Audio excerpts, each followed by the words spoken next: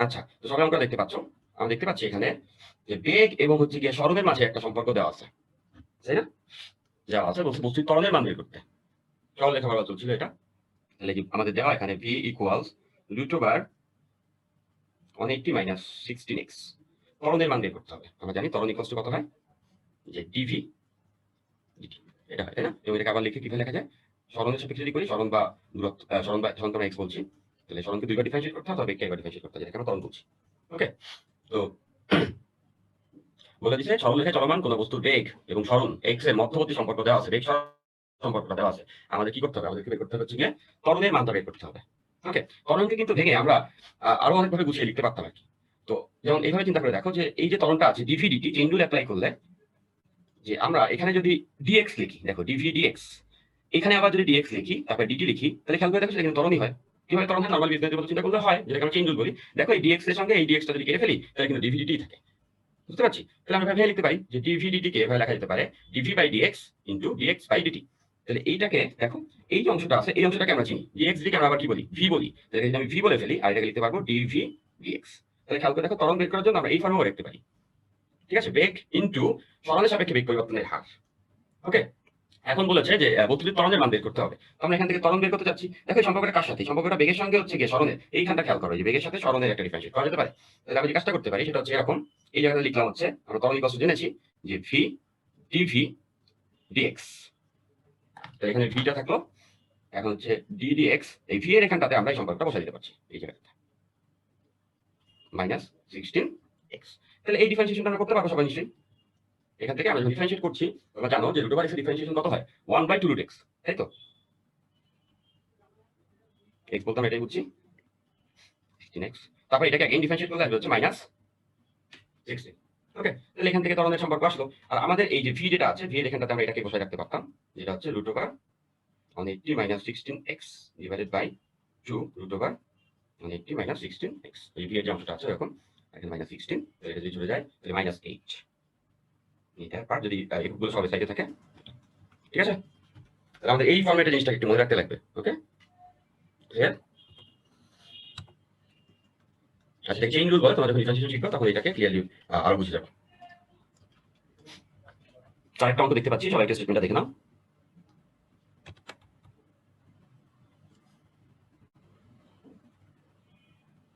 যখন আমি অঙ্ক স্টেটমেন্ট দিয়ে চুপ করে বসে থাকি, দ্যাট মিন্স তোমাকে টাইম দিচ্ছি, তুমি এখন এটাকে একটু দেখে পড়ে বসো।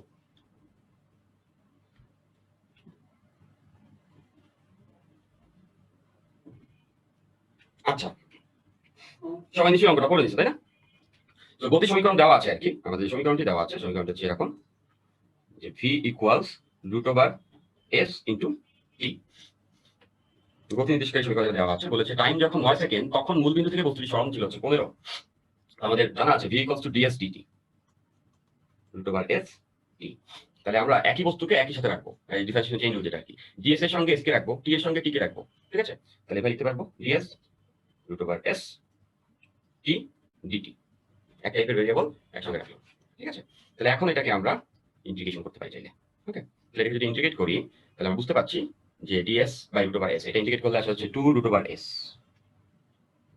2 রুট ওভার এস, এবং টি কে ইন্টিগ্রেট করলে আসবে হচ্ছে টি স্কয়ার বাই 2, তাই তো? আর একটা ধ্রুবক আসে, যৌগিকরণ যে ধ্রুবকটা থাকে আর কি, সেটা আমরা এখানে প্লাস দিয়ে রাখলাম। তাহলে আমরা এটা পেয়ে গেছি যে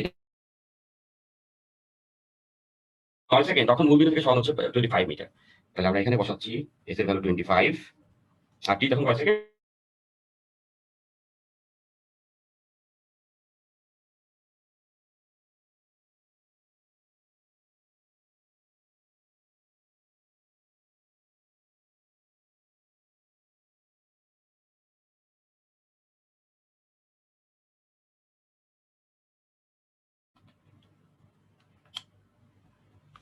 আচ্ছা মাইনাস 13.5 আসবে। এটা ক্যালকুলেশন করলে মাইনাস 30.5 এটা আসছে ক্যালকুলেশন করে। তাহলে আমরা সি এর ভ্যালুটা পেয়ে গেছি। তখন এই ইকুয়েশনটাকে আমরা পূর্ণাঙ্গ আকারে পেয়ে গেলাম। কি পেলাম, 2 root over S equals T square by 2 minus 30.5। ধ্রুবক তো এটা, তাহলে আমাদের ইকুয়েশনটা গেইন করা হয়ে গেছে।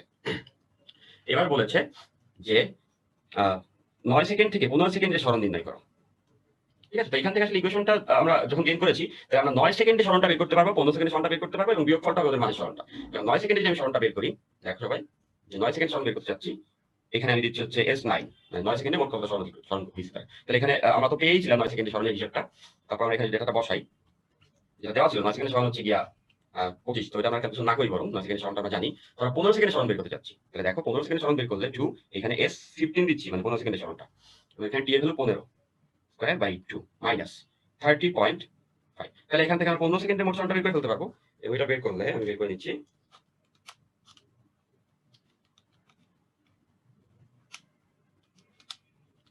আচ্ছা, এটা আসে 1681। আমি এখানে ক্যালকুলেশন করে নিচ্ছি।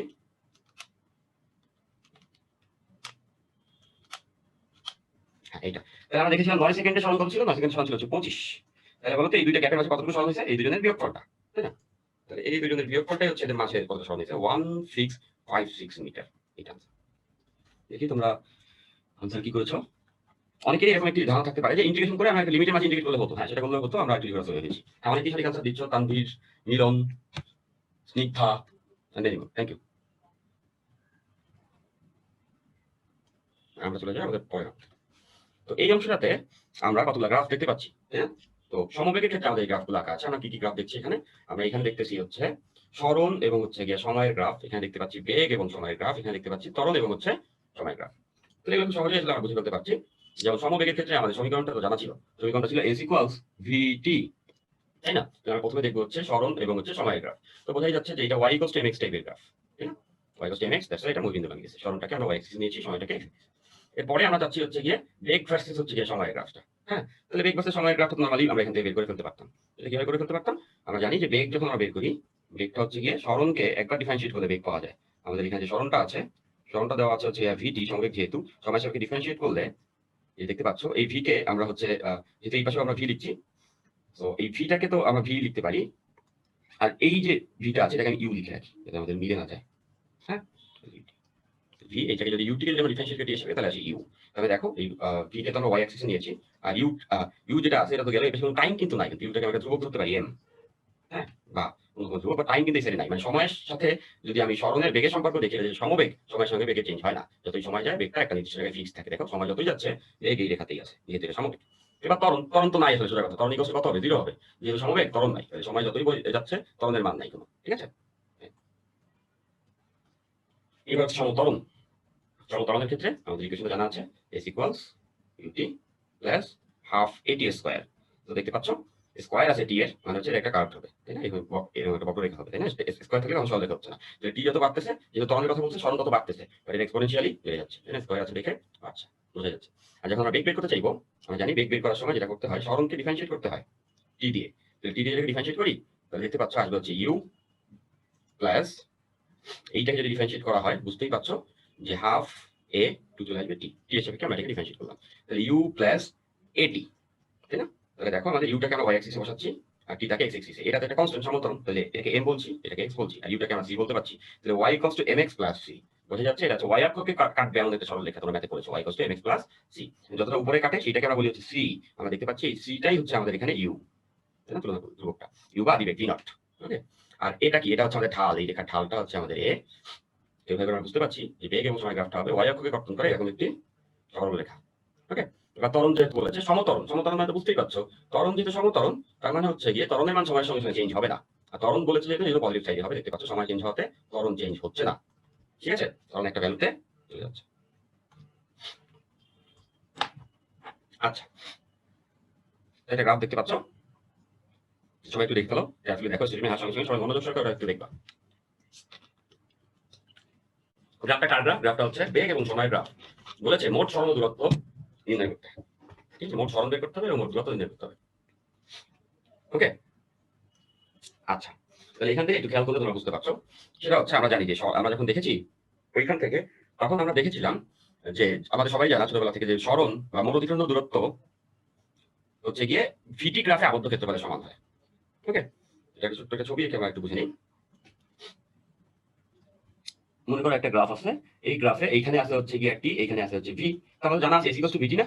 তাহলে দেখো তো এইখানে যদি একটা গ্রাফ এরকম পাই, এরকম এটা দ্বারা যদি আমি একটি ক্ষেত্রফল আবদ্ধ করি, এই ক্ষেত্রফলটা আসলে কাকে বোঝাবে? এই ক্ষেত্রফলটা বোঝাবে হচ্ছে কি আমাদের সরণকে। কত দেখতেছো? এইটাকে আমরা বলতে পারি হচ্ছে y, আর টি কে বলতে পারি x। x y equals to আসলে কি আসে? x y মানে দৈর্ঘ্য প্রস্থের গুণফল। তো এটা তো একটা এরিয়া আসে, তাই তো? তো মোদ্দা কথা এরকম ভিটি গ্রাফে বেগ সময় গ্রাফের আবদ্ধ যে ক্ষেত্রফলটা পাই আমরা, ওই ক্ষেত্রফলটা আসলে আমাদের বোঝা হচ্ছে সরণ। ওকে, তো এটা একটা বেগ সময় গ্রাফ, দেখতেই পাচ্ছ, এটা একটা বেগ এবং সময়ের গ্রাফ। তাহলে এখানে আবদ্ধ যে ক্ষেত্রফলটা হবে সেটাই হচ্ছে গিয়ে আমাদের সরণ হবে। তাহলে এখানে দেখতে পাচ্ছ যে এইখানে যে ক্ষেত্রফলটা আছে এটাকে আমি A1 বলছি, এটাকে আমি A2 বলছি, এটাকে আমি A3 বলছি। তো দেখতে পাচ্ছ যে এইটার ক্ষেত্রফল যদি প্লাস হয়, এটার ক্ষেত্রফল কি হবে?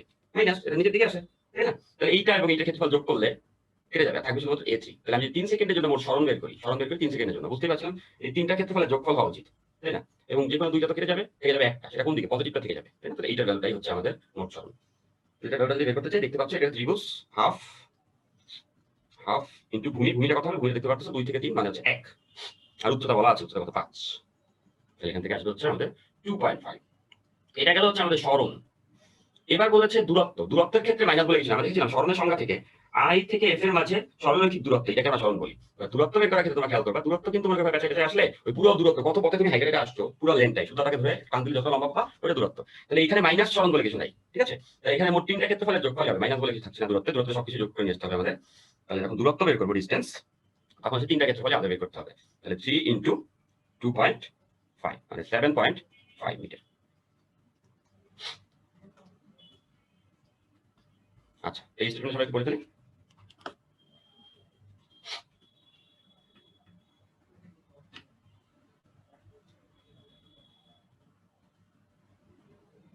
আচ্ছা, সবাই নিশ্চয়ই স্টেটমেন্টটা পড়ে নিয়েছো। তো চলো আমরা অঙ্কটা একটু বুঝি।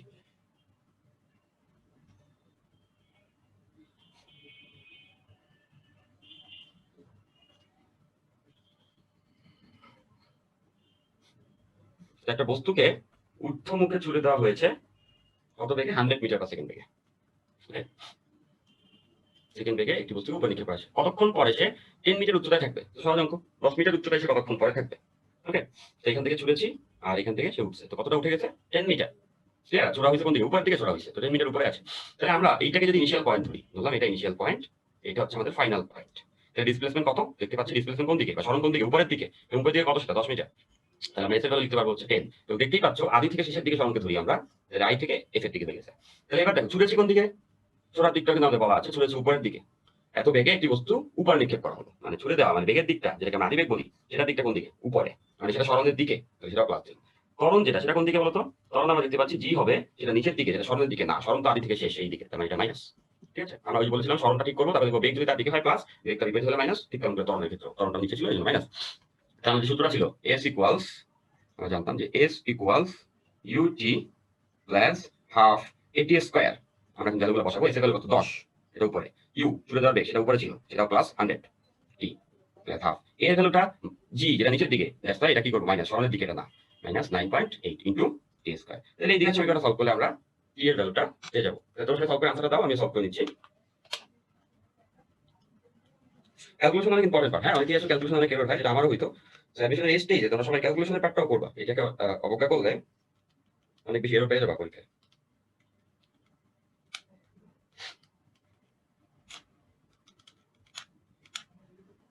ওকে, সো টি এর ভ্যালু আসছে হচ্ছে 20.3 সেকেন্ড।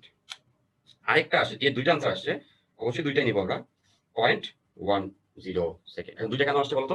সবাই নিশ্চয়ই বুঝতে পারো দুইটা কেন আসে। একবার ওঠার সময় আর একবার নামার সময়। লাইক এই বিন্দুটা এভাবে করে দেখতে পারো তোমরা, যে এরকম একটা বিন্দুতে যখন উঠবে তখন একবার সে 10 মিটার উচ্চতা থাকবে, উঠে এসে আবার উপর থেকে ঘুরে এসে যখন পড়বে তখন আবারও কি একই উচ্চতা থাকবে না? তো একবার ওঠার সময় একবার নামার সময়। ঠিক আছে, ওঠার সময় মানে কি? তাড়াতাড়ি আলো জ্বলে গেছে, এটা কি? যখন সে উঠছিল 10 মিটার থেকে। আর এটা কি?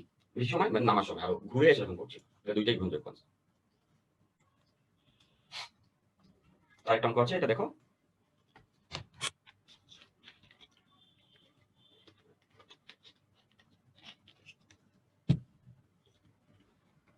আচ্ছা, সবাই নিশ্চয়ই দেখে নিয়েছো। এবার ছুড়ে দেওয়া হয়েছে দালানের ছাদ থেকে। ওকে, তো দালানের আবার উচ্চতা বলা আছে, দ্যাট ইজ 50 মিটার। এতটুকু উঁচু একটা দালান, এইটা ছাদ থেকে একটা বস্তুকে উপরে ছুড়েছে। উপরে উপরে ছুড়ে দেওয়ার বেগ 100 মিটার পার সেকেন্ড, এত বেগে উপরে ছুড়েছে। বলেছে কতক্ষণ পর 10 মিটার উচ্চতা থাকবে। 10 মিটার উচ্চতা, ও অলরেডি 50-এ আছে। 10 মিটার উচ্চতা বলতে হচ্ছে এরকম কোন একটা জায়গা বোঝাবে, তাই না? এইটা তো 10 মিটার হতে পারে।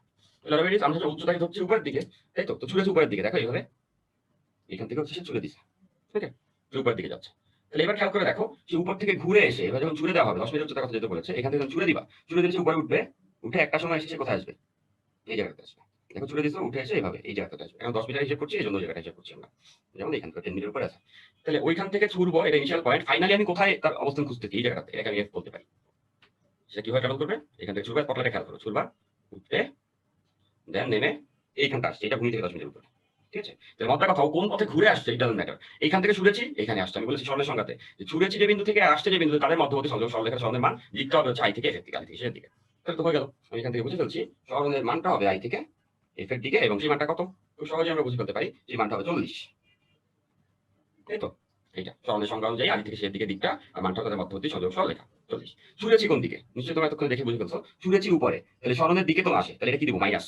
উপরে ছুড়েছি, সরণের দিকে সে না। আর ত্বরণ কোন দিকে, ত্বরণ নিচের দিকে, সেটা তারপর সরণের দিকে, নিচের দিকে, তাহলে এটা প্লাস। তাহলে আমাদের সমীকরণটা জানা আছে, তাই বললো S equals UT plus half AT square.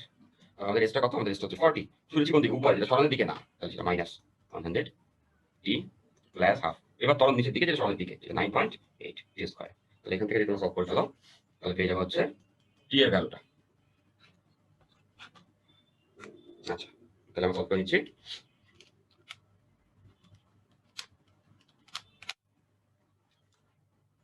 $20.80, আরেকটা আসছে -0.39। এটা গ্রহণযোগ্য না, সবাই নেগেটিভ আসবে না, তাহলে এটা আমাদের আনসার। এটা কেন নেগেটিভ আসছে বুঝতেই পারছো, 10 মিটারে কিন্তু সে দুইবার থাকে না, একবার থাকছে। তো চুলেছি উপরে, স্পটলাইট খেয়াল করে বুঝবা, উপরে গেছে, দেন একবারই শুধুমাত্র এটা অতিক্রম করে নেমে গেছে। এখানে তো ছিল না কখনো, এখানে ছিল, এখান থেকে চলেছে উপরে গিয়ে এটা হয়ে দেন নামছে। এটা একটা আনসার আসার কথা, যেটা সবাই নিশ্চয়ই বুঝে নিয়েছি, ঠিক আছে। আচ্ছা, তাহলে চলো আমরা চলে যাই আমাদের পরের অংশটাতে। সবাই স্টেটমেন্টটা পড়ে ফেলো।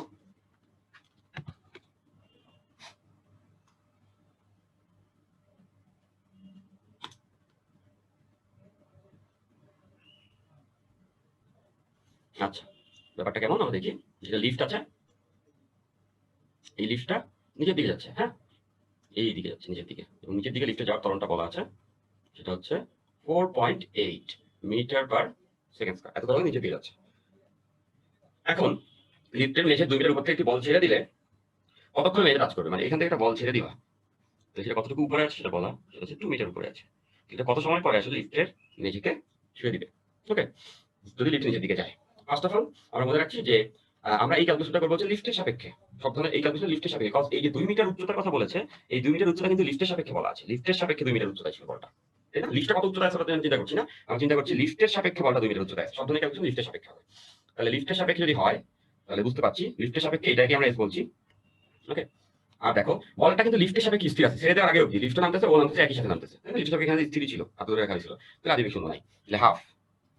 এখন বল যখন ছেড়ে দিবা, যে মুহূর্তে বলটা ছেড়ে দিবা, সেই মুহূর্তে বলটার উপরে তার লিফটে তখন কাজ করবে না। বলটার উপরে তখন কি তখন কাজ করবে বলতো, বলটার উপরে কাজ করবে হচ্ছে গিয়ে জি, পরিবেশের ত্বরণ, তাই তো।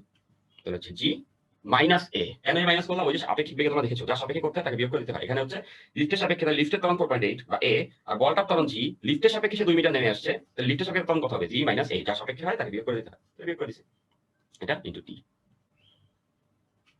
স্কয়ার, হাফ এটি স্কয়ার, তাই তো। তাহলে আমরা এই সমীকরণটা ইউজ করতে পারবো। তাহলে মনে রাখবো লিফট যখন নিচের দিকে নামছে, নিচের দিকে যখন নামছে, তখন S equals to half G minus এটি স্কয়ার। তাহলে আমাদের লিফটের সাপেক্ষে সরণটা দেওয়া আছে 2 মিটার, 2 মিটার নেমে আসবে, হাফ জি এর ভ্যালু আমরা সবাই জানি 9.8, আর এর ভ্যালু হচ্ছে কি আমাদের দেওয়া, যেটা আছে 4.8 ইনটু টি স্কয়ার। তাহলে এখান থেকে ক্যালকুলেশন করলে আমরা পেয়ে যাবো টি। দেখি তোমরা আনসার করো, আমি হচ্ছে আনসার করে দিচ্ছি, তোমরা আনসার করতে থাকো, দেখবো যে কার আনসার হচ্ছে। আচ্ছা, এটার আনসার আসছে 0.894 সেকেন্ড। তোমরা অনেক আনসার করে ফেলতেছো, আনসার বক্স হয়ে যাচ্ছে তোমাদের আনসারে, থ্যাংক ইউ এভিয়ন। আচ্ছা, থ্যাংক ইউ। এই সবাই বুঝতে পেরেছি। তাহলে যদি বলা হতো লিফট যদি উপরের দিকে ওঠে, সেক্ষেত্রে সেই মাইনাসটা প্লাস করে দিতাম। লিফট যদি উপরের দিকে উঠতো, সেক্ষেত্রে আমাদের এই সমীকরণে জি প্লাস এ টি স্কয়ার, এটা কখন, যখন উপরে যেত। অন্য কথা, যখন আমরা এই অঙ্কগুলি করবো তখন লিফট হিসেবে ক্যালকুলেশন করবো, নিচে নামার সময় এটা হবে, আর যখন উপরে উঠছে তখন এটা হবে, এটা মনে রাখতে পারো। আদারওয়াইজ কিভাবে আসে নিশ্চয়ই বুঝতে পেরেছি। চলো আমরা পরে নষ্ট আসি। যদি লিফট উপরের দিকে ওঠে, তো আমরা জেনে ফেলছি যে আমরা যখন তোমার কাছে যাবে, তুমি যখন ক্যালকুলেশন করে ফেলতে পারবে, প্লাস হবে, সেটা এটা থেকে যাবে, আমাদের লেকচার ম্যাটেরিয়ালসে কন্টেন্টসের ভিতরে এটা পাবা, তোমরা জানো। তো পরে অঙ্কটা দেখো।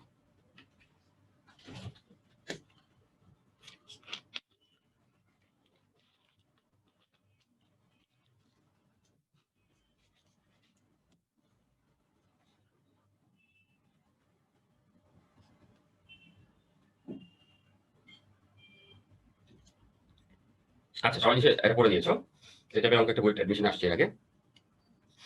তো দেখতে পাচ্ছ যে একজন স্কাই ডাইভার মুক্তভাবে 50 মিটার পতনের পর প্যারাশুট খুলবেন। প্রথমে সে কতটা সময় পড়ছে, তারপর প্যারাশুট ওপেন করছে। প্যারাশুট প্রথমে ওপেন করে না, প্রথমে পরে একটা নির্দিষ্ট সময় গিয়ে প্যারাশুট ওপেন করে ফেলে। এর ফলে আর প্রতি সেকেন্ডে প্যারাশুট খুলে ফেলছে, মানে তখন হচ্ছে বাতাস বাধা শুরু করবে। প্রতি সেকেন্ডে 5 মিটার পার সেকেন্ড বেগ কমে যায়। তিনি 5 মিটার পার সেকেন্ড বেগে ভূমিতে পৌঁছান। ফাইনাল যখন পৌঁছেছে তখন ছিল 5 মিটার পার সেকেন্ড। কত উচ্চতায় মুক্ত হয়েছিল? মনে করলাম সে এখান থেকে মুক্ত হয়েছে। মুক্ত হয়ে প্রথমে কতটা সময় সে ফ্রি ফল দেখাইছে, প্রথমে কতটা সময় সে আসলে প্যারাশুট খোলে নাই, ওই সময় সে মুক্ত অবস্থায় পড়ছে। তাহলে কতটা সময় খোলে নাই সেটা আমরা আসলে বের করতে পারবো। এখান থেকে দেখো এখানে সে মুক্ত হয়েছে এবং কতটা পথ সে মুক্ত হয়ে পড়ছে। প্রথমে সে কিছুটা পথ মুক্ত হয়ে পড়ছে, যেটা হচ্ছে 50 মিটার। এতটা পথ সে মুক্ত হয়ে পড়ছে। দেখো এরপরে সে প্যারাশুট খুলছে, মানে এরপরে যে পথটা সে আসছে মাটি মাটি পর্যন্ত, তখন পুরো পথেই তার আসলে প্যারাশুট খোলা ছিল, তাই তো? মানে তখন সে বাধা পাইতে শুরু করছে। যে প্যারাশুট খুলতে খুলতে যখন সে মাটিতে এসে পড়ছে, তখন তার বেগটা ছিল হচ্ছে 5 মিটার পার সেকেন্ড। এটা নিয়ে সে আসলে মাটিতে ল্যান্ড করছে। তো এইখান থেকে এইখানে সে নেমে আসছে, তাই না? তাহলে আমরা দেখি যে এইখানে তার বেগটা কত ছিল 50 মিটার পড়ার পরে। তাহলে মুক্ত হয়ে পড়েছে। তাহলে বেগের যে সূত্রটা আমরা জানি, V square U square twice A S. তাহলে যখন পড়া শুরু করছে তখন আদি বেগ শূন্য। তাহলে ভি স্কয়ার এটা নাই। এটা কত মুক্ত হয়ে পড়েছে না? এই জায়গাতে মুক্ত হয়ে পড়েছে, মানে জি। আর এসটা আমাদের দেওয়া আছে 50 মিটার। তাহলে ভি ইকুয়ালস রুট ওভার 100 জি। ওকে, তাহলে এই ক্যালকুলেশনটা যদি আমরা করি, 50 মিটার পড়ার পরে তার বেগটা কত ছিল, সেটা আসে 31.3 মিটার পার সেকেন্ড। 50 মিটার পড়ার পরে এই জায়গাতে তার বেগটা ছিল 31.3 মিটার পার সেকেন্ড। এখন যখন সে আবার মাটি পর্যন্ত আসছে, ভূমিতে যখন আসছে, ভূমিতে এসে তার বেগটা কত হয়েছে? এই বেগটাই কমে গিয়ে হয়ে গেছে 5। কেন কমছে? প্যারাশুট খোলাতে প্যারাশুটে গিয়ে বাতাসটা একটা ধাক্কা দিছে, বাতাসের বাধা বল পাইছে, তাই তো? বাতাসের ড্রাইভিং ফোর্স বলে এটাকে, ওটা পাইছে। এই জন্য হচ্ছে আস্তে আস্তে করে কমতে কমতে এটা হয়ে গেছে। প্রতি বলে দিছে প্রতি সেকেন্ডে কত করে কমে? 5 মিটার পার সেকেন্ড করে কমে। তাহলে মোট এখানে কতটুকু কমছে সেটা তো আমরা ক্যালকুলেশন করে ফেলতেই পারবো, তাই না? মোট কতটুকু কমছে এখান থেকে এখানে আসতে যায়, কতটুকু কমলো? কমলো হচ্ছে 31.3 মাইনাস 5, এতটুকু কমছে, তাই না? তাহলে এটাকে যদি আমি প্রতি সেকেন্ডে কত করে কমে?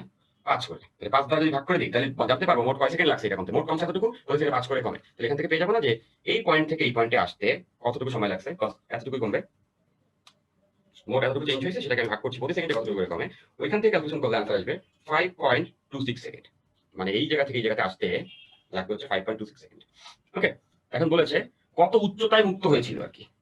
ঠিক আছে, কত উচ্চতায় মুক্ত হয়েছিল আমরা এখানে ক্যালকুলেশনটা দরকার নাই, কারণ আমরা আসলে আরো বেশি নিচ্ছি, বাট একবারে করে ফেলা যেত। এই বেগটা আর এই বেগটা ইউজ করে আমরা আসলে করে ফেলতে পারতাম, বা এখান থেকেও করে ফেলতে পারবো। তবে এই ক্যালকুলেশনটা করে আসলে দুইবার ইকুয়েশন ইউজ করা হবে, তার থেকে বোধহয় আরেকটু সহজে করা যাবে। তোমরা নিশ্চয়ই বুঝে নিতে ফেলেছো। এইখানে বেগটা কত ছিল? এখানে বেগটা ছিল 31.3, আর শেষে যখন হিট করছে মাটিতে তখন ছিল 5। তাহলে আমরা তো ওইখান থেকেও ক্যালকুলেশন করে ফেলতে পারি, তাই না? বাট আদারওয়াইজ ওইখান থেকে ক্যালকুলেশন না করে যদি আমি যেখান থেকে ক্যালকুলেশনটা আমরা করেছিলাম সেখান থেকেও কিন্তু আমাদের ক্যালকুলেশনটা করাই যাবে, একই কথা হবে। এখান থেকে আমি টিটা ইউজ করেছি, মানে এখান থেকে আমরা এটা পেয়েছি যে এই পয়েন্ট থেকে এই পয়েন্টে পড়তে কি সময় লাগে, তাই না? আর আদি বেগ আর শেষ বেগটা জানি, তাহলে এখান থেকে এস বের করা যেতে পারবে। কিভাবে বের করা যেতে পারবে? আমাদের জানা আছে যে এস ইকুয়ালস ইউটি।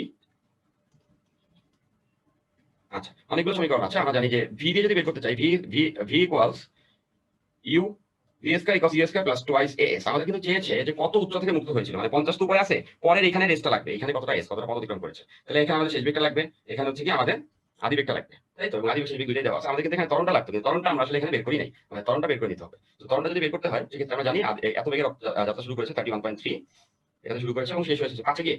তাহলে আমাদের ক্যালকুলেশন আসলে বেশি না পেঁচায়, আমরা ত্বরণটা বের করে দিই, এতে কোথায় আমার মনে হচ্ছে আর ইজিলি হয়ে যাবে। তাহলে এই পথে যখন পড়েছে তখন যে ধাক্কা বলটা ছিল বাতাসে, সেই জন্য যে ত্বরণটা পেয়েছি সেটা আমরা বের করতে যাচ্ছি। তাহলে আমরা জানি V square equals U square plus twice A S. এটা দিব না, এটা দিলে হবে না, আমাদের যেটা দিতে হবে সেটা হচ্ছে ভি ইকুয়ালস ইউ প্লাস এটি। এটা আমরা ইউজ করতে পারি। এটা ইউজ করলে কি হবে? দেখো শেষ বেগটা কত হয়েছে? 5। আমাদের যে আদি বেগটা ছিল যেটা দেওয়া ছিল হচ্ছে গিয়ে 31.3, এটা থেকে এটা হয়েছে প্লাস এ, আমরা এটা বের করতে যাচ্ছি। আর টিটা আমাদের বের করাই আছে, আমরা একটা ক্যালকুলেশন করে দেখেছিলাম ওই যে পরিবর্তনের হার থেকে 5.26। তাহলে 5.26 যদি এখানে বসাই, এখান থেকে আমরা পেয়ে যাব এর মানটা।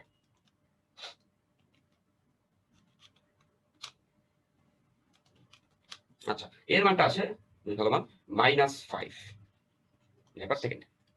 যদিও সেটা কিন্তু আমাদের আসলে বের করা দরকার ছিল না, আমি অনেক বেঁচে ফেলেছি, কারণ হচ্ছে প্রতি সেকেন্ডে এত বেগ কমে যায় বলে দিছিল। এটাই কিন্তু হচ্ছে যে আমাদের ত্বরণের মানটা ছিল। আচ্ছা, তাহলে এখন যদি আমি বের করতে চাই এখানে কত দূরত্ব অতিক্রম করেছে, তাহলে সেটা আমরা এখানে করতে পারবো। দেখো এস ইকুয়ালস টু ইউ, এখানে দূরত্ব অতিক্রম করতে শুরু করেছে 13.3 তে, ইউ ইনটু টি। টিটা আমরা জানি এখান থেকে পড়তে কত সময় লাগছে, যেটা হচ্ছে 5.26 প্লাস হাফ।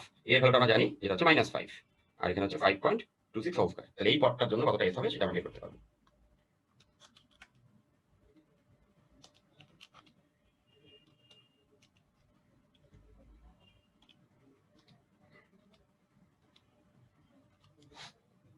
আচ্ছা, আমি ক্যালকুলেশন করছি, তোমরাও ক্যালকুলেশন করে ফেলো সবাই।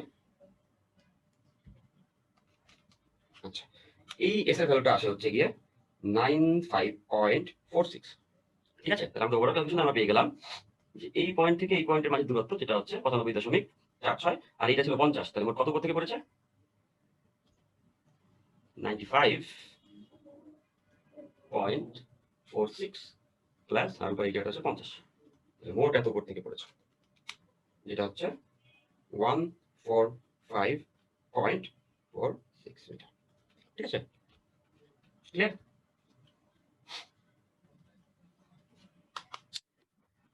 বেসিক্যালি আমাদের যেটা এখান থেকে বলা ছিল যে প্রতি সেকেন্ডে কতটা বেগে চেঞ্জ হয়েছে, অনেক সময় এখানে যেটা চেঞ্জ থাকে সেটা হচ্ছে বলতে পারে 10 সেকেন্ডে সুষম হারে এত বেগে চেঞ্জ হয়েছে, যদি সেটা অন ইকুয়েশন হয়। তাহলে ওইভাবে যদি থাকে তাহলে সেখানে আমরা অনুপাতটা বের করে তরণটা বের করে দিতে পারবো। তোমরা নিশ্চয়ই বুঝতে পেরেছি। প্রশ্ন ব্যাংকে এরকম আরেকটি অঙ্ক পেয়ে যাবা, সেটা একটু দেখে নিও সবাই। তো এই মুহূর্তে আমাদের মনে হচ্ছে যে আমাদের একটা নির্দিষ্ট সময় হয়েছে বা 1 ঘন্টা বেশি হয়েছে, তোমাদের একটা ব্রেক দরকার আছে। ঠিক আছে, তাহলে আমরা একটা ব্রেকে চলে যাবো এখন। তাহলে আমাদের ঘড়িটা এখন বাজে হচ্ছে 3:28। তো তোমরা একটা 5 মিনিট ব্রেকে চলে যাও। 33 আমরা আবার শুরু করবো। ঠিক আছে, ব্রেক মানে ব্রেক, ব্রেক মানে কোনো কোশ্চেন না। তোমরা একটু ব্রেক নিয়ে নাও, আমরা একটু ব্রেক নিয়ে নিচ্ছি। Thank you.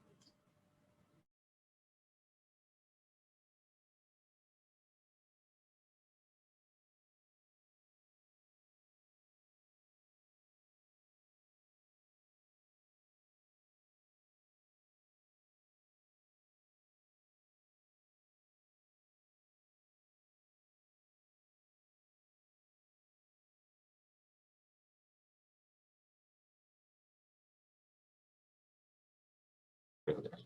কত দূরে পড়বে, কত সময় পরে পড়বে, কত উচ্চতায় ম্যাক্সিমাম সে ছিল, এইটা। আচ্ছা, এরপরে একটা ব্যাপার যদি হয় যে মনে করো আমি একটা নির্দিষ্ট টাইম নিলাম টি, হ্যাঁ, টি একটা টাইম নিলাম যেটা হচ্ছে আমাদের উদ্যানকালের থেকে ছোট, তাহলে সেটা নিশ্চয়ই পুরো পথটা উড়ে যেতে পারবে না, সেই রকম একটা উচ্চতা এই জায়গাটাতে আসবে। তাহলে সেই ক্ষেত্রে আমরা দেখতে পাচ্ছি সে একটা উচ্চতায় আছে, যেটাকে আমরা ওয়াই বলছি, সে একটা দূরে আছে এক্স বলছি। তাহলে এটা কোঅর্ডিনেট কথা বলতো এক্স ইন্টু এক্স কমা ওয়াই, যেহেতু উচ্চতা তখন সেই টি সময়ে উচ্চতা হচ্ছে ওয়াই, আনুভূমিক দূরত্ব হচ্ছে এক্স।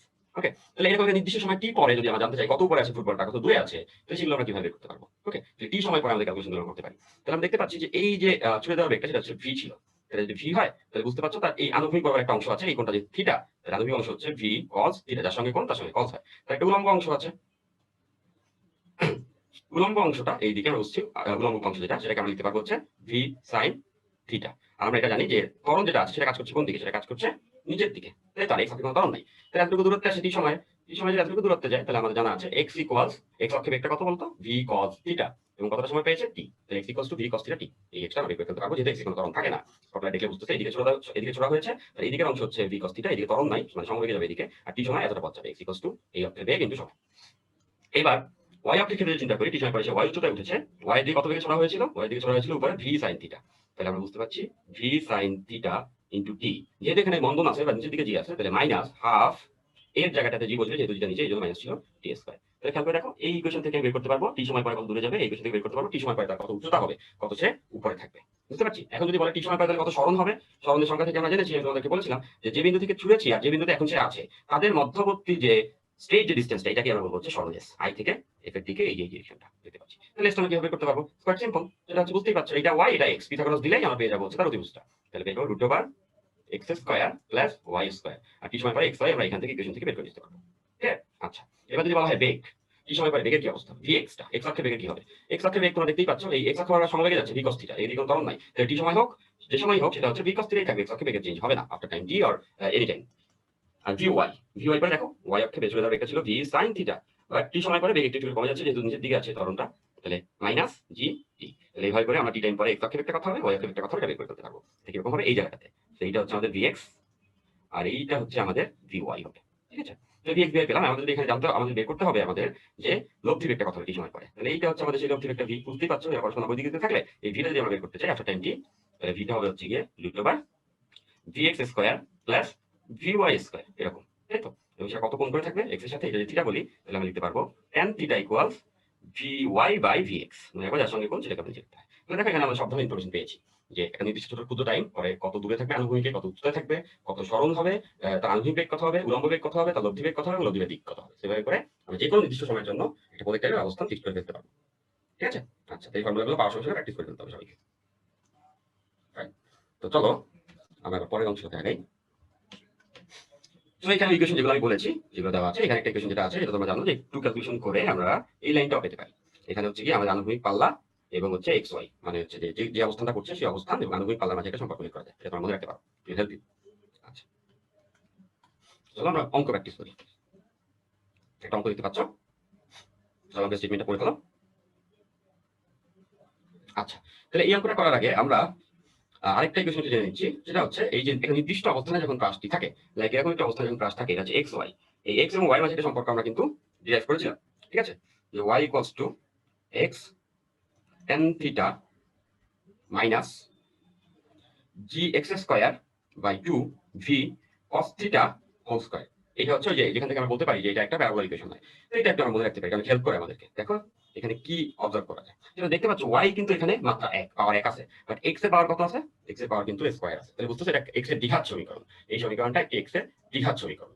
তাহলে এই সমীকরণে একটা নির্দিষ্ট ওয়াই যদি আমি বসাই, একটা পার্টিকুলার ওয়াই, একটা নির্দিষ্ট উচ্চতা যদি আমি বসাই, তাহলে এক্স এর কয়টা মান আসবে? এক্স এর দুইটা মান আসবে, এক্স ওয়ান এবং হচ্ছে এক্স টু। যেহেতু দ্বিঘাত সমীকরণ, এক্স এর দুটি মান আসবে। তার মানে একই উচ্চতার জন্য দুইটা এক্স পাবো। তার মানে কি দেখো, একই উচ্চতা একটা প্রাস দুইবার থাকে। লাইক আমাদের এই ছবিটার দিকে যদি তাকাও, যে ছবিটা আমাদের এখানে দেওয়া আছে, এটার দিকে যদি তুমি তাকাও তাহলে সহজে বুঝতে পারবা। সেটাও দেখো, একটা বল এখান থেকে ছুড়ে চলেছে, হ্যাঁ, সেটা এই উচ্চতায় এখানে একবার ছিল 4 মিটার উচ্চতায়, নামার সময় একবার কিন্তু 4 মিটার উচ্চতায় ছিল। মানে স্পটলাইটে খেয়াল করলে বুঝবা, ছুড়েছে এইভাবে করে, এইভাবে করে আসছে, এইভাবে করে ছড়াতে এইভাবে করে আসছে। মানে এইখানে এই 4 মিটার একবার ছিল, ওঠার সময় একবার 4 মিটার ছিল, নামার সময় একটা 4 মিটার ছিল। 4 দ্বারা হচ্ছে ওয়াই, রাইট? মানে একটা ওয়াই এ দুইটা এক্স পাওয়া যায়। তাহলে এই দুইটা এক্স কাকে কি ইন্ডিকেট করে, সেটা একটু আমরা বুঝে ফেলতে পারবো খুব সহজে। সেটা হচ্ছে এরকম, ছোট এক্সটা দ্বারা বোঝায় ওঠার সময় ওই ওয়াইতে ছিল, আর বড় এক্সটা দ্বারা বোঝাবে নামার সময় ওই ওয়াইতে ছিল, সেই দুটো দূরত্ব। তাহলে বলতো যে মাঝে যে গ্যাপটা থাকছে, এই যে গ্যাপটা, এই গ্যাপটা কত হবে? এই গ্যাপটা হবে হচ্ছে গিয়ে X one difference X two. মানে ওই দুইটা এক্স এবং ওয়াই, এক্স ওয়ান এবং এক্স টু এর বিয়োগফলটাই কিন্তু হচ্ছে গিয়ে একই উচ্চতার মধ্যবর্তী দূরত্বটা। ঠিক আছে? তাহলে এই সমীকরণটা যদি আমরা জানি, এই সমীকরণ শব্দটা বসায় দুইটা এক্স বের করে ফেললে এক্স দুইটা বিয়োগফলটা দিলে কিন্তু পেয়ে যাবো 4 মিটার মাঝের গ্যাপটা কত। বলছে দেয়াল দ্বারা মধ্যবর্তী দূরত্ব কত। তাহলে এখান থেকে দেয়াল দ্বারা মধ্যবর্তী দূরত্ব এক্স ওয়ান এক্স টু জানলে বিয়োগ করে দিলেই চলবে, তাই তো? আচ্ছা, তাহলে আমরা সেই কাজটা করি, এক্স ওয়ান এবং এক্স টু বের করে তারপর হচ্ছে আমরা বিয়োগ করে ফেলতে পারবো। তাহলে আমাদের যে সমীকরণটা আছে, আমাদের সমীকরণটা তোমরা দেখতে পাচ্ছ, এই সমীকরণটা এটা বসাতে পারি। ওয়াই ভ্যালু কত বসাবো? ওয়াই ভ্যালু বসাবো 4, 4 মিটার যেহেতু উচ্চতা ছিল। এক্সট্রা থাকলো এত কোণে, কত কোণে ছুটেছে? থিটার ভ্যালু কিন্তু দেওয়া 60 তে। তাহলে এখানে বসে যাচ্ছে tan 60 মাইনাস জি এর value 9.8 X square two V এর ভ্যালু কিন্তু বলা আছে 100। তাহলে এখানে হচ্ছে 100 আর cos এখানে 60 হোল স্কয়ার। তাহলে এইটাকে সলভ করলে আমরা x এর দুইটা ভ্যালু পেয়ে যাবো, তাই তো? তাহলে আমরা x এর দুইটা ভ্যালু আমি বের করছি, তোমরা করো। তবে ক্যালকুলেশন করবা, ক্যালকুলেশন কিন্তু ইম্পর্টেন্ট পার্ট, তোমাদের বলা হয়েছে একবার, তোমরা অবশ্যই ক্যালকুলেশন করবা। দেখো প্রতিটা অঙ্ক একবার একবার ক্যালকুলেশন করে নিচ্ছি, তো তোমরা অবশ্যই ক্যালকুলেশন করে নিবা, ঠিক আছে?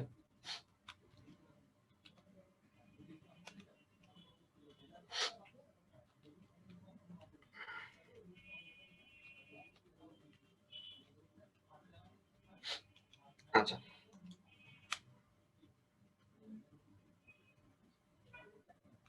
খুব সাবধানে ক্যালকুলেশন করো, ক্যালকুলেশন এরর হয়, আমার তো অনেক হয়, তোমাদেরও হওয়ার সম্ভাবনা থাকতে পারে। ভ্যালুগুলা বেশ বড় বড় ভ্যালু আসছে। একটা আসছে হচ্ছে গিয়ে 881.38, আরেকটা আসছে 2.315। তাহলে এখন বলতো ডেল এক্স এর কথা হবে, এই দুটো বিয়োগফলটা হবে, তাই না?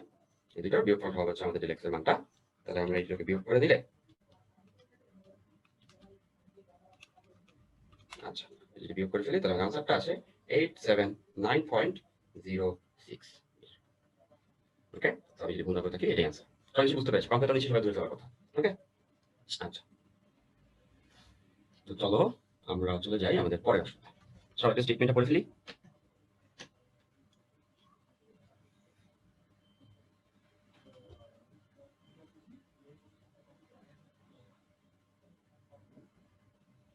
আচ্ছা, এখন বল দিয়ে ধরতে পারবে কিনা গোলরক্ষক, এটা নিয়ে হচ্ছে আমাদের কোশ্চেনটা, তাই না? তাহলে দেখি আমরা এই ব্যাপারটা কেমন। একটু বাঁকা করে আছি, ক্যালকুলেশন জায়গা বাড়াচ্ছি। সেটা হচ্ছে এখান থেকে হচ্ছে ফুটবল একটা ই করেছে, এই সবকিছু দেওয়া আছে, আমাদের বেগটা কত, এই যে এত বেগে ছুড়েছে, কত কোণে ছুড়েছে, এটা 30। আচ্ছা, বেগটা বলা আছে 25, এভাবে শুট করা হয়েছে, হ্যাঁ। এবং গোলরক্ষক এখানে আছে, গোলরক্ষক কত দূরে আছে এটাও বলা আমাদের। গোলরক্ষকের দূরত্ব বলা আছে 80 মিটার। এখন বল যখন ছুড়ে দিছে, এই যে এই ফুটবলটা এভাবে করে এসে পড়বে, যে গোলরক্ষক সমবেগে ওইটাকে ধরার জন্য এদিকে দৌড় দিবে। তো ধরতে পারবে কিনা সেটা বিশ্লেষণ করতে বলেছে, যে গোলরক্ষক বলটি ধরতে পারবে কিনা গাণিতিক বিশ্লেষণ করে মতামতটি যে জানাতে হবে আমাদেরকে। তো খেয়াল করে দেখো, বলটা পড়ার আগে কিন্তু গোলরক্ষককে এখানে আসতে হবে, এটা কিন্তু সে ধরতে পারবে না, তাই না? বলটা পড়ার আগে তাকে এখানে আসতে হবে। তাহলে আমরা দেখবো যে বলটি পড়ার টাইম কত আর ওর এখানে আসার টাইম কত।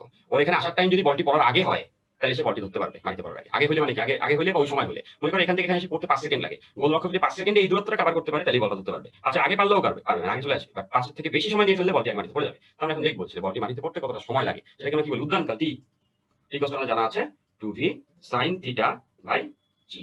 আমাদের v এর ভ্যালুটা এখানে দেওয়া, দ্যাট ইজ 25, আর থিটার ভ্যালুটাও আমাদের এখানে দেওয়া, দ্যাট ইজ 30। তাহলে এখান থেকে আমরা বলটি মাটিতে পড়ার টাইমটা পেয়ে যাব।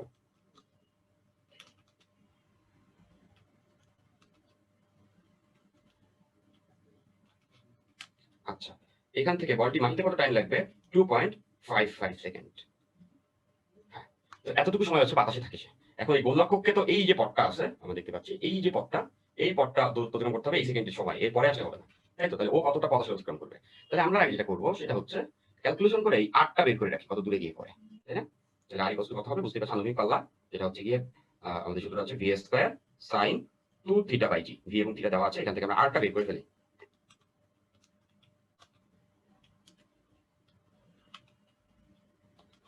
আচ্ছা, আর এই ক্যালকুলেশনটা করলে আসে হচ্ছে 55.23 মিটার। তাহলে এখান থেকে দূরত্বটা পেয়েছেন, ওকে কতটা দৌড়াইতে হবে? 80 মাইনাস আর, বুঝতেই পারছি যে বলটা পড়ছে হচ্ছে 8 দূরে এবং ও ছিল 80 মিটার দূরে, তাহলে ওকে এই পথটা দৌড়াতে হবে। বলটা ধরতে হলে এই বিয়োগফল পরিমাণ পথটা দৌড়াতে হবে। তাহলে ওর অতিক্রান্ত দূরত্ব সেটা আমরা এস বলছি। এস ইকুয়ালস টু কত আসবে? 80 মাইনাস 55.23, এটা করলে আসে 24.76 মিটার। তাহলে এই সময়ের ভিতরে ওকে এতটা দৌড়ে আসতে হবে। ওকে, তাহলে ওর দৌড়ানোর বেগ দেওয়া আছে, কত কত দেওয়া আছে? 10। দেখি ওর এইটুকু দৌড়াতে কত সময় লাগে, গোলকিপারটা এতটা দৌড়াতে কতটা সময় লাগে। গোলকিপারের জন্য এস ইকুয়ালস ভি, ওর ভি হচ্ছে 10 ইনটু টি। দেখি ওর টিটা কত আসে। তাহলে এসটা কত আমাদের? এসটা পাইছি, গোলকিপার দৌড়াবে 24.76 এবং সে 10 মিটার পার সেকেন্ডে দৌড়াচ্ছে। তাহলে এটাকে যদি আমরা 10 দ্বারা ভাগ করি তাহলে আসে কত? 2.476। মানে ওর এই পথটা দৌড়াতে কতটা সময় লাগে দেখতে পাচ্ছ? ওর এই পথটা দৌড়াতে লাগে 2.47, তাই তো? আর এখানে কত আছে দেখো, দেখো বলটা পড়তে লাগে 2.55, মানে এটা হচ্ছে ওর কম সময় লাগবে, তাদের চলে আসতে পারে, that means T less than T, মানে হচ্ছে ও আগেই দৌড়ে এখানে আসতে পারবে, মানে হচ্ছে বলটি ক্যাচ করতে পারবে মারতে পারার আগে। বুঝতে পেরেছি? তাহলে আমরা ডিসকাশন করে কি পেলাম? ডিসকাশন করে পেলাম যে গোলরক্ষক বলটি ধরতে পারবে মানে মাটিতে পড়ার আগে। যদি টাইমটা বেশি লাগতো, ও পৌঁছতে বেশি টাইম লাগতো, তাহলে বল মিস হয়ে যেত। বুঝতে পেরেছো? ওকে, তোমরা চলে যাচ্ছি আমাদের পরের অংশে। এখানে যেটা বলা হয়েছে আনুভূমিকভাবে নিক্ষিপ্ত প্রাস, একটা উচ্চতা হতে আনুভূমিকভাবে নিক্ষিপ্ত প্রাস। এখানে দেখতে পাচ্ছ এই জায়গাটায় এই উচ্চতা থেকে একটা বস্তুকে এখানে ছুড়ে দিয়েছে ভিনর থেকে, সেটা একটা নির্দিষ্ট জায়গায় গিয়ে পড়বে। তো এখানে হচ্ছে আমাদের যেটাগুলো বের করতে হয়, তো এইগুলো নরমালি আমাদের সমীকরণ ইউজ করে আসলে করা যেতে পারে। তো সে যতটা দূরে গিয়ে পড়ে সেটাকে এক্স বলছি, তো ক্যাচ ছড়ে দেওয়া হয়েছে ভিনর থেকে। তাহলে আমাদের ইকুয়েশনের মতো করে লিখলে একবারই লিখে ফেলা যায়। তো আমরা লিখে নেই, সেটা হলো যে এক্স অক্ষে ছুড়েছে না, তাহলে এক্স অক্ষে যদি ছুড়ে দেওয়া হয় তাহলে এক্স অক্ষ বরাবর ভি এক্স বেগটা কত? ভি নট, পুরোটা এক্স অক্ষে আনুভূমিকভাবে ছুড়েছে। আর ভি ওয়াই কত হবে? 0, ধরা হয়েছে এক্স অক্ষে, দেখলে বুঝবা এক্স অক্ষে ছুড়েছে, তাহলে তার উলম্ব কোনো অংশ নেই। আচ্ছা, তাহলে এবার দেখো এক্স দূরে গিয়ে পড়ছে, এখানে এক্স দূরে গিয়ে পড়ছে, তাহলে এক্স দূরে যদি পড়ে এক্স অক্ষ বরাবর বেগটা ছিল হচ্ছে ভি নট ইনটু টি, টি সময় পরে পড়েছে। আর নিচে দিয়ে সে কতটা নেমে আসে? জি এর কারণে সেটাকে নিচে টেনে নামিয়ে আসছে। তাহলে নিচের দিকে নেমে যাওয়ার দূরত্বটা হচ্ছে আমাদের এইচ, উচ্চতাটা যে দালানের উপর থেকে হয়েছে। এবং যেহেতু এই দিকে কোনো বেগ ছিল না আদিতে, তাহলে আমরা জানি এইচ ইকুয়ালস হাফ জি টি স্কয়ার। ঠিক আছে, তাহলে এই দুইটা কিছু আমরা রাখতে পারছি যে এক্স কত হবে, কতটা দূরে গিয়ে পড়বে, অ্যাকচুয়ালি বলটা কতটা দূরে গিয়ে পড়বে, আর এই উচ্চতা এইচ হলে এইচ ইকুয়ালস হাফ জি টি স্কয়ার। ঠিক আছে, এটা মনে রাখতে হবে। আর বেগ যদি বের করতে চাই এই অবস্থায় ধাক্কা দেওয়ার সময় বেগটা কত হবে? ওকে, তাহলে খেয়াল করে দেখো যে এই জায়গাতে যখন সে আসে তখন তার আনুভূমিক বরাবর যে বেগটা, যেটাকে আমরা বলি হচ্ছে ভিএক্স, ভিএক্স কত থাকবে? ভি নটই থেকে যাবে, কারণ ভি নট থেকে যাবে কথা দিয়ে কোনো ত্বরণ নাই এক্স বরাবর। তাহলে এটা যখন এখানে এসে পড়ে তখন ভিএক্সটা আগেটা থেকে যায়, যেভাবে চলেছে। ভি ওয়াইটা কত হবে, তাই না? তাহলে ভি ওয়াইটা আমরা একটু বের করতে চাচ্ছি। তাহলে ভি ওয়াইটা যদি আমরা বের করতে চাই তাহলে এখান থেকে আমরা সহজেই বুঝে যাচ্ছি ভি ওয়াই। এখন নিচের দিকে জি তরণের কাছে বেগটা পাচ্ছিল, তাহলে আগে তো ছিল না, ওয়াই অক্ষে আদিবেগ শূন্য ছিল, তাহলে জিটি বুঝে যাচ্ছে জি ইনটু টি। এই ভি ইকুয়ালস ইউ প্লাস এটি, আদিবেগ শূন্য ছিল ওয়াই অক্ষে, এই জন্য এটা। তাহলে এখানে যদি লব্ধি বেগ বের করতে বলা হয় আমাদেরকে মাটিতে আঘাত করার সময়, আমি যদি ভি বলি বুঝতে পারছি ভি এক্স এবং ভি ওয়াই এর বর্গ করে যোগ করে বর্গমূল বের করতে হবে, তাই না? তাহলে আমরা লব্ধি বেগ ভি ইকুয়ালস বলতে পারবো root over V X square plus V Y square. কত কোণে আঘাত করেছে মাটিতে, যদি থিটাটা বের করতে হয় তাহলে tan থিটা ইকুয়াল যার সঙ্গে কোণ তাকে নিচে রাখতে হবে, এক্স এর সাথে বের করছি, যেটাকে আমরা ভি এক্স বলছি নিচে, উপরে চলে যাবে হচ্ছে ভি ওয়াই। আর ভি এক্স ভি ওয়াই বের করার সূত্রটা আমরা দেখে ফেলেছি, ভি এক্সটা ছিল চেঞ্জ হয় না যদি ভি নট থেকে যায়, এবং ভি ওয়াইটা হচ্ছে গিয়ে জিটি। তাহলে এইখান থেকে সামগ্রিক বেগ বের করার আমরা ইনফরমেশন পেয়ে যাব। আর এইখান থেকে হচ্ছে আমরা টি সময় পরে কতটা দূরে আছে, কতটা সময় লাগছে, এগুলো বের করতে পারবো। ঠিক আছে, আচ্ছা চলো এগুলো আমরা অ্যাপ্লাই করি, মুখস্থ করে ফেলবো। এগুলো সবাই রিয়াক্ট করতে পারো, আর একটু মাথায় থাকলে মুখস্থ থাকলে ডিরেক্টলি অ্যাপ্লাই করতে সুবিধা হবে কেস ওয়াইজ। আচ্ছা, এটাই এখানে লেখা আছে, এগুলি এখানে লেখা আছে। একটা অঙ্ক আছে, স্টেটমেন্টটা পড়ে ফেলো তো।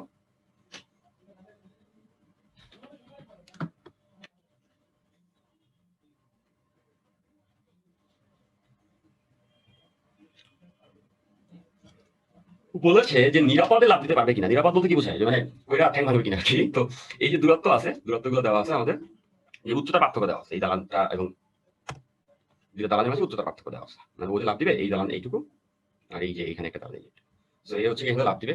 তো যদি লাভ দিয়ে আসলে ওই ওই ছাদের ওই কিনারে যেতে পারে, সেটাই কিন্তু নিরাপদ, তাই না? না কিন্তু বিপদ, মানে সে আগে এসে পড়ে তাহলে সে পড়ে যাবে এখান থেকে, তাই তো? আমরা দেখবো সে নিরাপদে লাভ দিতে পারে কিনা। আনুভূমিক দূরত্ব কিন্তু দেওয়া আছে দালান দুইটার মাঝে। আনুভূমিক দূরত্ব কত? 10 মিটার। উচ্চতা পার্থক্য কত? 4.9 বলে দিচ্ছে। দুইটার পার্থক্য উচ্চতা 4.9, আনুভূমিক হচ্ছে 10। ব্যক্তি কত বেগে লাভ দিচ্ছে সেটা বলা আছে, মানে যেটাকে আমরা ভি নট বলি বা ভি এক্স বলি, সেটা বলা আছে হচ্ছে গিয়ে 5 মিটার/সেকেন্ড। ওকে, এখন আমরা যেটা করতে পারি, আমরা জানা আছে এই কেসটার ক্ষেত্রে আমরা জানি এক্স, এটাকে তো আমরা এক্স বলতে পারি, মানে এক্স ইকুয়ালস টু ওই যে ভি নট টি, আর H equals to half GT square, একটু আগে আমরা যা দেখলাম। ঠিক আছে, তাহলে সে যদি এই যে দেখতে চাচ্ছি যে 4.8 তো তার এইচ এতটা নামবে, এখানে যদি আসতে হয় তাহলে এতটা নামবে, তাহলে আমরা এইচ এর ভ্যালু 4.9 দিলাম, হাফ জি এর ভ্যালু 9.8। এখান থেকে আমরা দেখতে পারবো যে এতটা নামতে কতটা সময় লাগে। ওকে, তাহলে এখান থেকে আমরা টিটা বের করে দিই।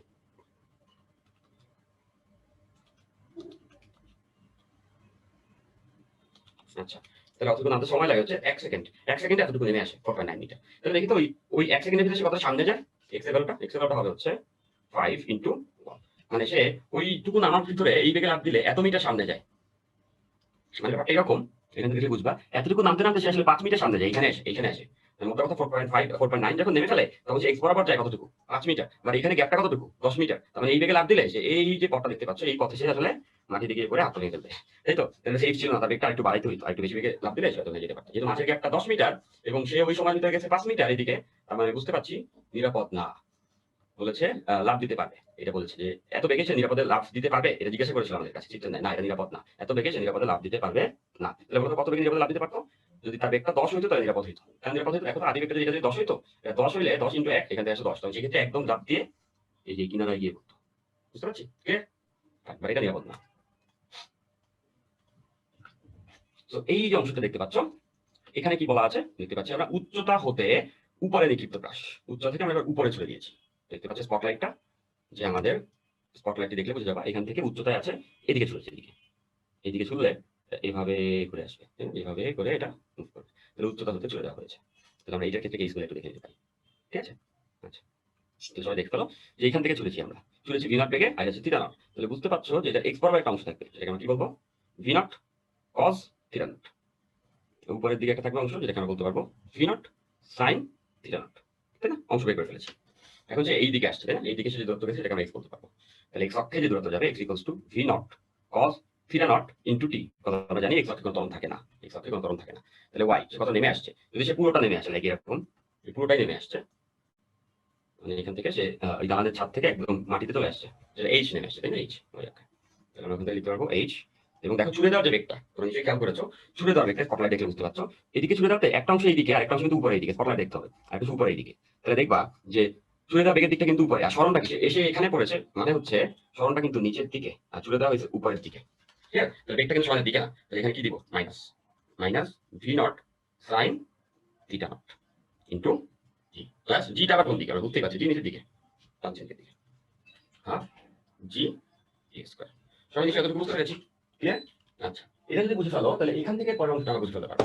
এবার আমরা দেখতে পাচ্ছি যে উপরে ছিল এই সরলটা নিচে ছিল, আর তরলটা নিচে ছিল, এই জন্য এই ঘেনটাতে মাইনাসটা আছে। এটা একটু কেয়ারফুল থাকতে হবে, হ্যাঁ? এই কেসটাতে সেটা হলো যে x ইকুয়ালস হবে হচ্ছে v naught cos theta naught T, আর h equals minus v naught sin theta naught T plus half T square. এই দুটো মনে রাখলে আমাদের চলছে, ঠিক আছে? এইটা। আর যদি বেগ বের করতে চাই আফটার টাইম টি, তো সেটা কি হবে, এই যখন মাটিতে পড়ছে তখন যদি বেগটা বের করতে যাচ্ছি, তাহলে vx যদি বলি, vx তো আনচেঞ্জ থাকবে, v naught cos theta naught, আর vy যেটা আছে সেটা নিচের দিকে বাস থাকবে। নিচের দিকে কিন্তু বেগটা ছিল না, বেগটা আদি বেগটা কোন দিকে ছিল, উপরে, তাই তো? তাহলে হচ্ছে V naught sine theta not, এটা মাইনাস ছিল, প্লাস হাফ জি টি স্কয়ার। ওকে, তাহলে আমরা এই দুইটা কেস থেকে এই যে ভিএক্স ভিওয়াই বের করতে পারবো। যে লব্ধি বেগ যদি বের করতে চাই মানকে আঘাত করার সময়, এটা হচ্ছে VX square plus VY square. যদি কোনটা বের করতে চাই মানকে আঘাত করার সময়, আনুভূমিকের সঙ্গে tan ইনভার্স নিচে ভিএক্স উপরে ভিওয়াই। তাই এই যে সেটা ফর্মুলা যেগুলো আমরা লিখেছি, এগুলো কাজে লাগায় আমরা কিন্তু বের করে ফেলতে পারবো মাটিতে আঘাত করার সময় ক্ষেত্রে বেগটা কত, এবং এখান থেকে বের করতে পারবো কত দূরে গিয়ে এসে মাটিতে আঘাত করবে। ঠিক আছে, সবাই একটু দেখে নাও এগুলো, একটু আমরা একটা অঙ্কে চলে যাবো। একটা অঙ্ক দেখতে পাচ্ছ, স্টেটমেন্টটা পড়ে মাথা খাটানোর চেষ্টা করো যেটা কিভাবে করা যাবে। যখন আমি চুপচাপ বসে থাকি তখন আসলে আমাদেরকে ইনভাইট করি, যেটা চিন্তা করে নিয়ে।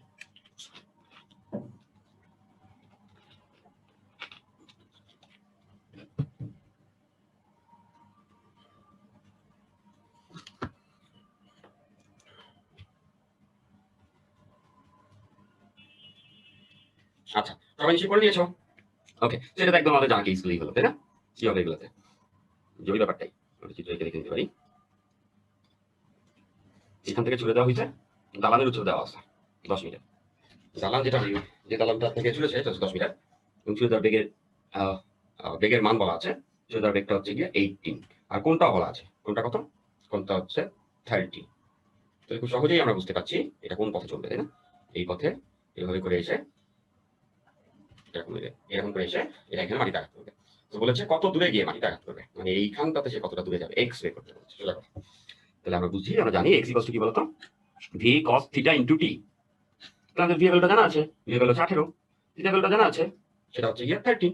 এখন টি এর ভ্যালুটা জানতে পারলে এক্সট্রা হয়ে গেছে, তাই তো? টি এর ভ্যালু জানা নেই, আমরা আবার এটা জানি, এইচ ইকুয়ালস টু এই ক্ষেত্রে minus V sine theta not into T plus half G T square. ওই যে একটু আগে আমি ডিরাইভ করে আসছি, দালান উচ্চতা দেওয়া, দ্যাট ইজ 10, আর ভি হচ্ছে 18, থিটা 30। আর যেহেতু জানি এখান থেকে আমরা কাকে পাবো, টি কে পাবো। এই টিটাকে নিয়ে আমরা এখানে বসালে আমাদের অঙ্কের একটা পার্ট হয়ে যাবে। তাহলে আমরা সময়টা বের করে নিই, করতে কত সময় লাগবে। আচ্ছা,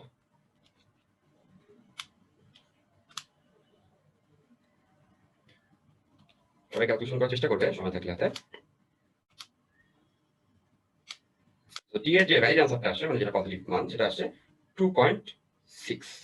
একটা মাইনাস আসলে কত হবে না, তাহলে 2.6 সেকেন্ড লাগে। তাহলে এখানে আমরা বসাই দিব 2.6। তাহলে এখান থেকে ক্যালকুলেশন করলে পেয়ে যাবো কত দূরে গিয়ে পড়বে।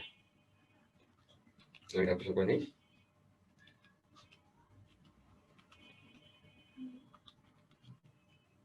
আচ্ছা, এটা করলে আসে হচ্ছে 40.5 এত মিটার, মানে এতটুকু দূরে গিয়ে পড়বে। একটা অংশ হলো আমাদের। ভূমি ভূমিতে আঘাত করার পূর্ব মুহূর্তে বেগ কত, বেগটা বের করতে হবে। আমরা দেখেছি ভিএক্স চেঞ্জ হয় না, তাই তো? মানে দেখা যাচ্ছে ভিএক্সটা একই থেকে যায়। তো ভিএক্স যেহেতু কোনো ত্বরণ থাকে না, তো ভিএক্স এর ভ্যালুটা কত, 18 cos 30, দ্যাট মিন্স 9√3। এটা হচ্ছে আমাদের ভিএক্স এর মান। ভিওয়াই বের করবো কিভাবে? ভিওয়াইটা আমরা দেখতে আমাদের মনে আছে নিশ্চয়ই, ভি সাইন থিটা টি প্লাস হাফ জিটি স্কয়ার। তাহলে আমরা এখানে টি পেয়ে গেছি আমাদের আগে, এখানে যেটা টি এর ভ্যালু 2.6, আর থিটা এবং ভি দেওয়া আছে। সো এখান থেকে আমরা ভিওয়াইটা বের করে ফেলতে পারবো। তাহলে ভিওয়াইটা বের করে দিই।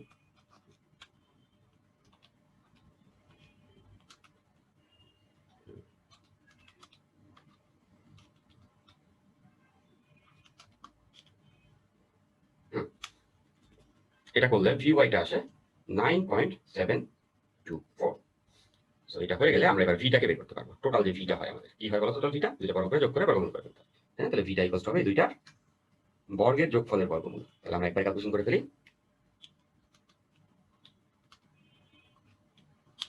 আচ্ছা, এটা ক্যালকুলেশন করলে आंसरটি আসে 18.37। এটা হলো বেগের মান, বেগের দিকটা বের করতে হবে। এটা ইকুয়ালস tan ইনভার্স, আমরা আনুভূমিক সময় করছি vx vy। ভাইয়া, হ্যাঁ ভাইয়া, হ্যাঁ বলো। এই যে আপনার ওখানে জিটি হবে, হাফ জিটি স্কয়ার হয়ে গেছে। হ্যাঁ, আমি খেয়াল করিনি। এখানে আমি হচ্ছে জিটিএস কা লিখে রাখছি সাধারণ অংশটা। এই ধরনের ভুলগুলো আসলে যখন হবে তখন ভাববা যে তোমার টিচার তোমার সঙ্গে আসলে তোমাকে টেস্ট করছে যে তুমি ভুল হতে পার কিনা। তো এই যে সূত্রটা আছে আমাদের, এই সূত্রটা এখানে ক্যালকুলেশনে ভুল লিখেছি, সূত্রটা প্লাস জিটি হবে। হুম? তাহলে এখানে আমার ক্যালকুলেশন অনেক ভুল হয়েছে। তোমরা অনেকেই কনসার্ন ছিলে, তোমরা অনেকেই বলছিলে, থ্যাংক ইউ। তাহলে আমরা ক্যালকুলেশনটা ওখান থেকে একটু কারেক্ট করে নেওয়ার চেষ্টা করছি। হ্যাঁ, মাইনাস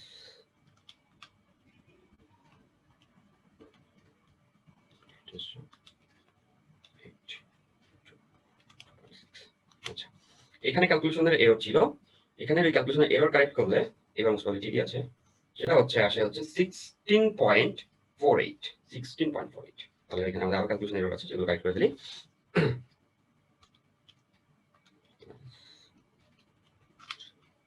আচ্ছা, তাহলে আমাদের এই আনসারটি আসে 22.68।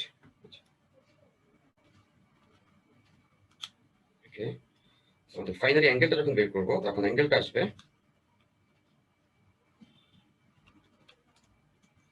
আনুভূমিক সঙ্গে 55.5 ডিগ্রি।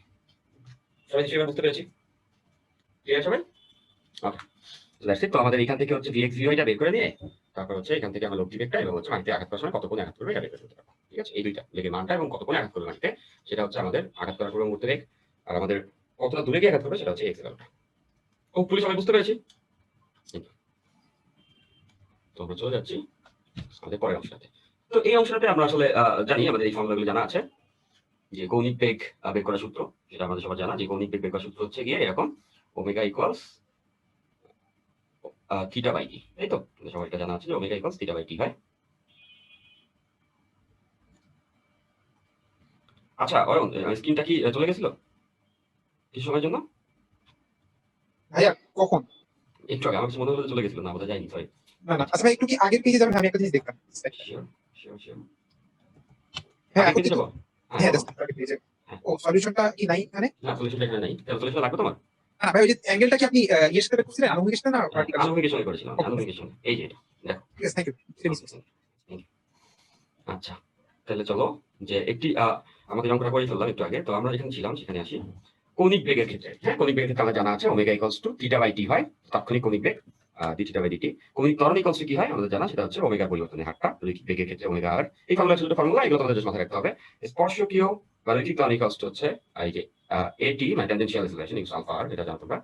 কেন্দ্রমুখী ত্বরণ, এটা নিয়ে ডিটেইলস আলোচনা হবে হচ্ছে আমাদের নিউটনিয়ান মেকানিক্স বা হচ্ছে ওই যে নিউটনীয় বলবিদ্যা, এই যে ডিটেইলস আলোচনা হবে। তো আমরা এখানে বলে রাখছি কেন্দ্রমুখী ত্বরণ, কোন একটা বস্তু যখন বৃত্তাকার পথে ঘুরে তার কেন্দ্রের দিকে একটা ত্বরণ কাজ করে, যে ত্বরণটা কেন্দ্রমুখী ত্বরণ বলে, বি স্কয়ার বাই আর ও স্কয়ার, এটা তোমার জানার কথা। লব্ধি ত্বরণ যখন বের করতে হয় বৃত্তাকার পথে ঘূর্ণায়মান কোনো বস্তুর, সেক্ষেত্রে তার স্পর্শকে একটা ত্বরণ থাকতে পারে আর কেন্দ্রমুখী একটা ত্বরণ থাকতে পারে। ওই দুটো ত্বরণ যেহেতু স্পর্শক ত্বরণ যে ত্বরণটা থাকে দেখতে পাচ্ছি, এটা স্পর্শকে থাকে, এটাকে আমরা বলতে পারবো এটি। আর কেন্দ্রমুখী ত্বরণ যেটা, সেটা কোন দিকে থাকে, কেন্দ্রের দিকে, সেটাকে আমরা বলতে পারছি হচ্ছে এস এসি সেন্টিপিটাল, আর এটা হচ্ছে টেনজেনশিয়াল। তাহলে বুঝতে পারছি এদের মাঝে অ্যাঙ্গেল কত হবে, 90, স্পর্শ এবং এর সাথে মাঝে অ্যাঙ্গেল 90। তাহলে এদের লব্ধি ত্বরণ বের করতে হবে, এই কেন্দ্রমুখীও আছে স্পর্শকীয় আছে, তাহলে লব্ধি মানে এদের যোগফল বের করতে হবে, মাঝে কোণ 90 হতে দেখতে পাচ্ছ লব্ধি ত্বরণ ইকুয়ালস টু রুট ওভার এটি স্কয়ার প্লাস এসি স্কয়ার। আর সুষম কৌণিক ত্বরণের ক্ষেত্রে তো বুঝতে পারছি, এগুলো আমাদের সব জানা আছে, যে omega equals to omega naught plus alpha T, theta equals to omega naught T plus half alpha T square. মানে যেসব জায়গায় আমাদের রৈখিকে যেসব জায়গাতে এস আছে ওইসব জায়গাতে আমরা বসাই দিব হচ্ছে থিটা কৌণিক সরণ, যেসব জায়গায় ইউ অথবা ভি থাকবে ওইসব জায়গায় বসে যাবে ওমেগা নট আর ওমেগা, আর টি এর জায়গায় টি থাকে সবসময়, কারণ টাইমে তার রৈখিক কৌণিক থাকে না। তো এইভাবে করে আমাদের ওই এস এর ক্ষেত্রে যে গতীয় সমীকরণগুলো জানা আছে রৈখিকের ক্ষেত্রে, সেগুলোতে জাস্ট রিপ্লেস করে দিলে ভ্যালুগুলো, যেমন এ এর জায়গায় বসে যাবে হচ্ছে আলফা, এভাবে করে রিপ্লেস করে দিলে আমরা চিত্রগুলোকে ইয়ে করে দিতে পারবো। ঠিক আছে? আচ্ছা, তাহলে ছোট একটা অঙ্ক আমরা করে ফেলি। সবাই স্টেটমেন্টে পড়ে অঙ্কটা করে ফেলো, বেশ পপুলার একটা অঙ্ক, এইচএসসি পরীক্ষা আসে, ইভেন বই পরীক্ষাতেও আসে, এবং পাশে বই পরীক্ষায়। তোমরা সবাই স্টেটমেন্টে পড়ে করে ফেলো। তো আমি করে দিচ্ছি, সবাই পড়ে নাও।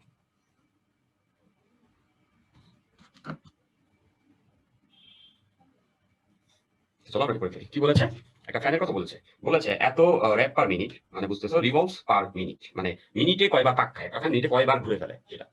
তো এত আরপিএম বেগে ঘূর্ণায়মান ফ্যানকে সুইচ অফ করা হলে তা 4 মিনিটে থেমে যায়। তোমরা ফ্যানের সুইচ অফ করলে দেখবা যেটা আস্তে আস্তে ঘুরতে ঘুরতে অনেকগুলো পাক খায়, তারপরে ফাইনালি থামে।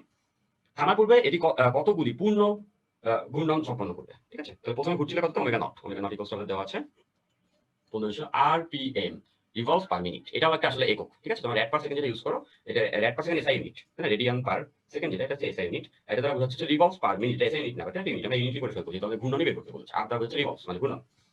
আর ফাইনালি কত হয়েছে? 0 আরপিএম। ফাইনালি থেমে গেছে। ওকে? আর থামতে কত সময় লাগছে? বলেছে 4 মিনিট। তো আমি এটাকে মিনিটে রেখে দিচ্ছি, কারণ দেখো এখানে আমি মিনিটেই রাখছি, সবকিছু একই ইউনিটের জন্য রাখতে হচ্ছে। তাই থামার পূর্বে এটি কতগুলি পূর্ণকম্পন সম্পন্ন করবে, কতগুলি পূর্ণকম্পন করবে সেটা আমাদের বের করতে হবে। বিভবটা আমরা বের করে নিচ্ছি, তার কৌণিক মন্দনটা কত হয়। আমাদের এখন সূত্র আছে ওমেগা স্কয়ার, ওমেগা, এটা দরকার পড়বে না, এটা থেকে সোজা ইকুয়েশন আমরা ইউজ করতে পারবো, সেটা হচ্ছে omega equals omega naught plus alpha T. নিচে কথা এটা মনে আছে, তাহলে থেমে গেছে। আর এখানে ছিল হচ্ছে 1500 প্লাস আলফা, টি এর হলো 4, যেহেতু এটা মিনিটে আসে, রিভলভ মিনিট, এটা মিনিটে বসানো আছে। আলফা ইকুয়ালস বুঝতেছে মাইনাস 1500 বাই 4। এটা একটা কি হবে? ইউজুয়ালি এটা আমরা কি লিখি, এটা মিনিটে, এটা লিখে হচ্ছে রেডিয়ান পার সেকেন্ড স্কয়ার। আর এখানে কি লিখবো? এখানে আমরা লিখবো হচ্ছে রিভলভ মানে রেভলিউশন পার মিনিট স্কয়ার। বুঝতে পারছি? সো মিনিট স্কয়ার, তো এটা আমি এভাবে স্কয়ার করে রাখছি, বাট এভাবে না লিখে জিনিসটাকে এভাবে লিখে স্ট্যান্ডার্ড হয় আসলে। সেটা হচ্ছে রিভলভ পার মিনিট স্কয়ার, তো এইভাবে করে দেখো মিনিট স্কয়ার আর পার মিনিট স্কয়ার। বুঝতে পারছি? এখান থেকে আসছে। আর তারপর হচ্ছে রিভলভ মানে সেকেন্ডে কয়টা মিনিটে কয়টা পাক খায় ওই হিসাবে ঘূর্ণন। ওকে? আচ্ছা, আলফা পেয়ে গেলাম। আর আমাদের কাছে আলফা চাওয়া হয়নি, বলেছে কতগুলি পূর্ণ কম্পন দিবে। আমাদের এরকম একটা সূত্র আছে, নিশ্চয়ই তোমরা বুঝতে পারবে, যে omega square equals omega naught square minus 2 alpha theta. এই থিটা দ্বারা বোঝায় কি? যে ঘূর্ণন। এটা বোঝায় কৌণিক সরণ। ওকে? তো ফাইনালি এটা থেমে গেছে। ইনিশিয়ালি কত ছিল? ইনিশিয়ালি ছিল 1500 হোল স্কয়ার মাইনাস, তো এখানে তো মাইনাস তো বন্ধনের জন্য দিলাম, তাই প্লাস দিয়ে রাখছি। আর আমার এই মাইনাসটা এখানে বসানোতে এই মাইনাসটা এখানে নিয়ে আসবে, তাহলে আলফা ভ্যালুটা আসছে 1500 বাই 2, এখান থেকে থিটা। তাহলে বুঝতে পারছো এই থ্রি আনসারটা ডিরেক্টলি কিসে আসবে? রিভলভস আসবে, বা rev per minute, revolution revolves per minute. তো বলেছে এইখান থেকে আমরা রিভলভ পেয়ে যাবো। তাহলে আমরা এই ক্যালকুলেশনটা করে ফেলি। তাহলে দেখো